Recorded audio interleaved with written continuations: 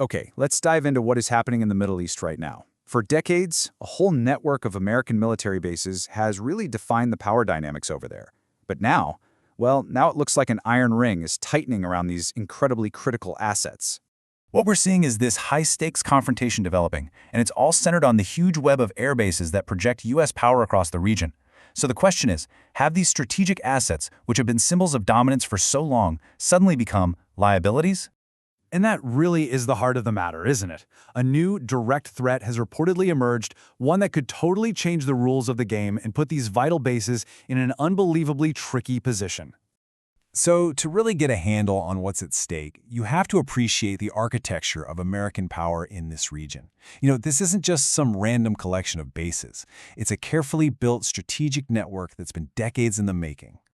Let's start at the absolute nerve center, the massive al-Udeid airbase in Qatar. This isn't just another base.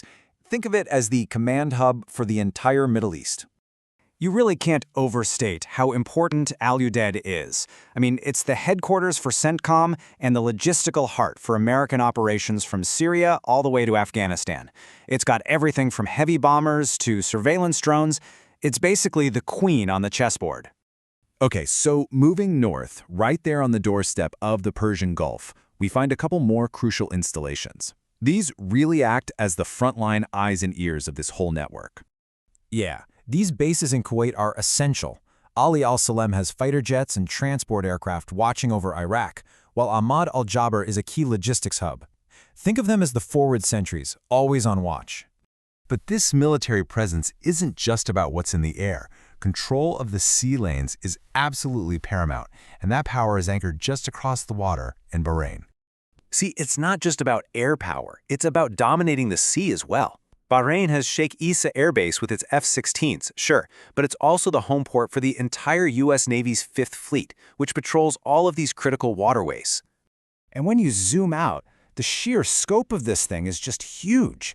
The U.S. presence is spread across the entire region. You've got Patriot missile defense in Saudi Arabia, advanced F-35 stealth fighters in the UAE, operations staged out of Jordan and Oman. Each and every base has a specific, vital job in this interlocking system. And now, we get to the trigger for this whole crisis. A direct warning from the very top of Iran's leadership that puts every single one of those bases we just talked about on notice. So the claim is that this whole network is now vulnerable. The threat supposedly comes from Iran's advanced hypersonic missiles. Now, these are weapons that are incredibly hard to defend against because they're super fast and can maneuver in flight. They could be a total game changer. And there it is, a stark ultimatum. Any attack on Iran will reportedly be met with a massive, coordinated counterstrike, one aimed at wiping these bases completely off the map with just a single command. But look, this isn't just some hypothetical threat, not just talk. Reports are indicating it's already had a major real-world consequence, which suggests a big shift is already happening on the ground. The withdrawal from al-Asad Air Base in Iraq is being pointed to as the first piece of evidence of this new reality.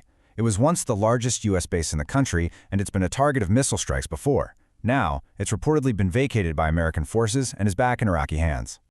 One major base has apparently already changed hands, and that single event is being read as a powerful signal, one that could potentially shift the strategic balance on the ground almost overnight.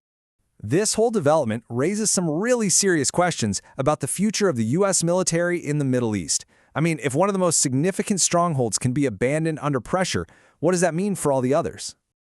So, the situation is incredibly fluid. A clear threat has been issued, a major base has reportedly been handed over, and the entire strategic landscape just seems to be changing right before our eyes. It leaves the world wondering, what happens next?